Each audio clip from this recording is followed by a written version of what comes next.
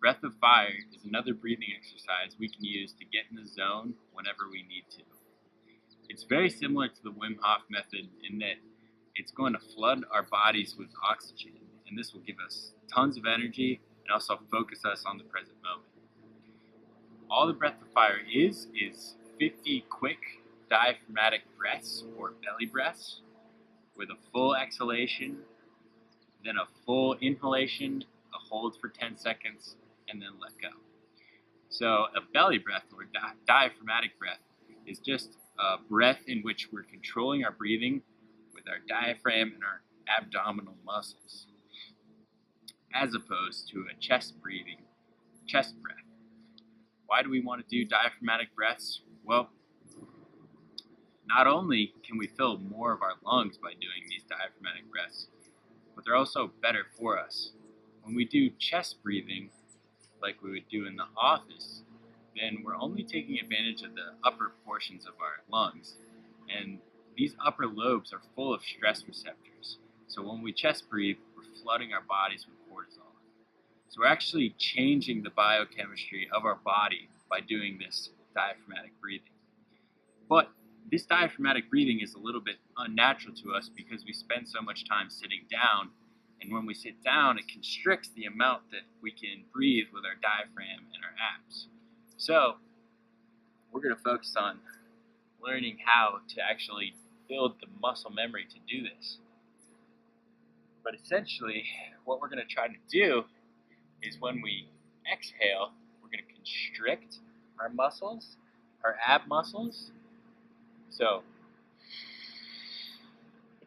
and when we inhale, we're going to expand the ab muscles.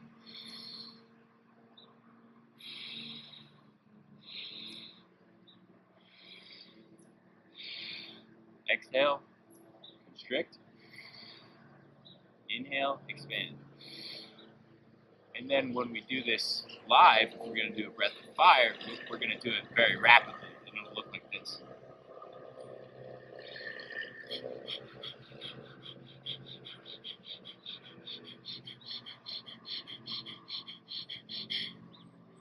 And you just kind of hyperventilate like that.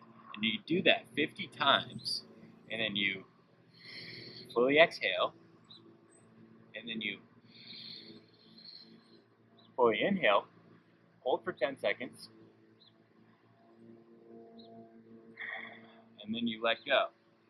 And when you get the rhythm of this down and you can snap out those 50 breaths and do the whole breath of fire, you'll notice this sort of warm, tingly rush through your body, and it instantly just kind of like snaps you back to the present, and you just feel very like energized. You have to take my word for it and give it a try and see for yourself. If you try that and you find that the diaphragmatic breathing is a little tough, then you're probably having trouble with that muscle memory, so we can work to build that with this little exercise. And basically, all you need to do is just grab a shoe or something like that, or a book, and lay down.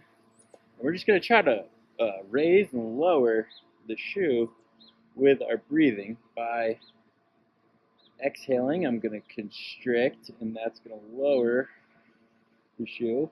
And then on the inhale, I'm going to expand. Exhale, constrict, lower.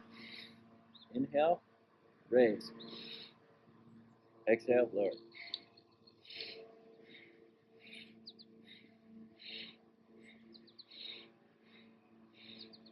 And so by doing this little exercise, we can build that muscle memory, and then it becomes much easier when we're trying to do the breath of fire to just snap them out quickly like I was doing.